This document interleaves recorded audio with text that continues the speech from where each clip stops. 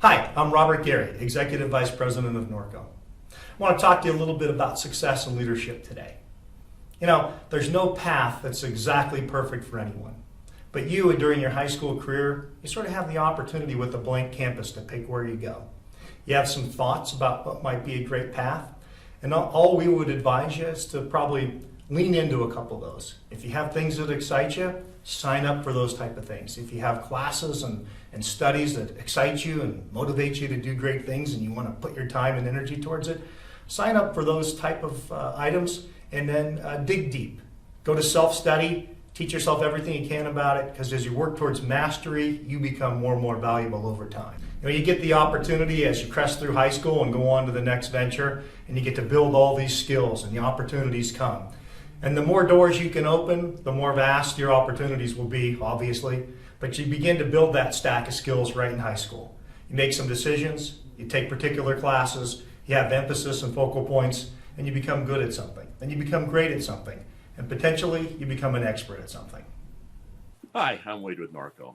One of those things that I get every day, I call on a lot of ag-based customers. And the question I get asked is, how do I find a good employee?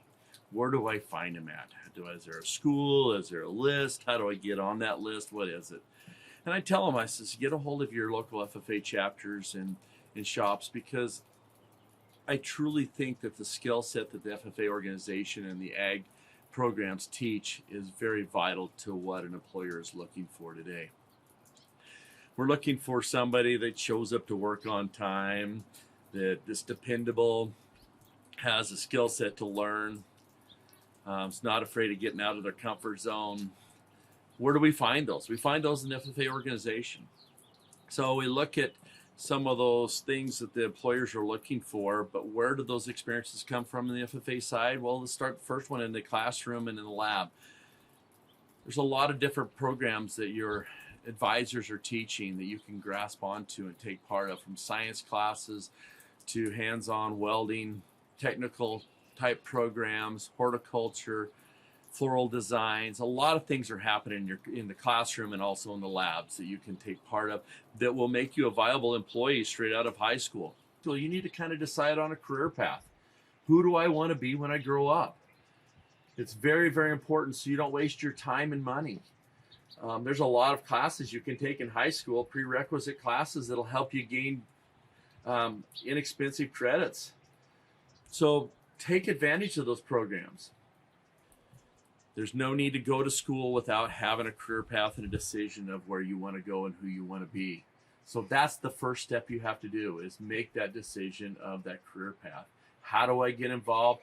Get involved with the FFA programs and really understand all those things it has to offer so that it helps you decide what career paths are out there. So how does that help us as employers?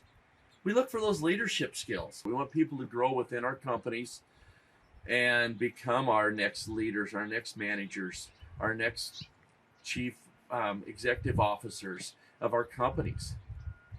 So take what knowledge the FFA has to offer you. We have all the CDEs that are out there. We have the SAE projects that teach you to start a project and finish it. All those things are tied together to make you a better person today and tomorrow, and make you a better employee, make you a better spouse down the road, a better parent. All these things tie together. So make a decision in life of who you want to be, but make it a decision on what you want to be, not what somebody else tells you need to be. So make that decision on your own. That's what we're asking you to do as employers.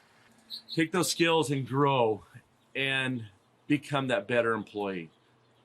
And just take advantage of every little tidbit you can while you're in high school, and grow. Become part of the big picture, part of your chapter. Become a chapter officer. Become that leader. Become that leader that we're all looking for, that your advisor's looking for, that your fellow students are looking for, somebody to look up to. Just be that person. And how do you do that? Just take those skills that we talked about and put them to work. Another aspect of success along your career is this concept of continuous learning. And in today's environment, Most businesses and most opportunities don't bring all of that to you. You have to reach out and grab that. So whether you're involved in self-digital discovery online, or you're reading books, or you're working with others, or you're taking mentorships with other leaders, you got to grasp all that material, and it just goes on forever in life. It doesn't really end.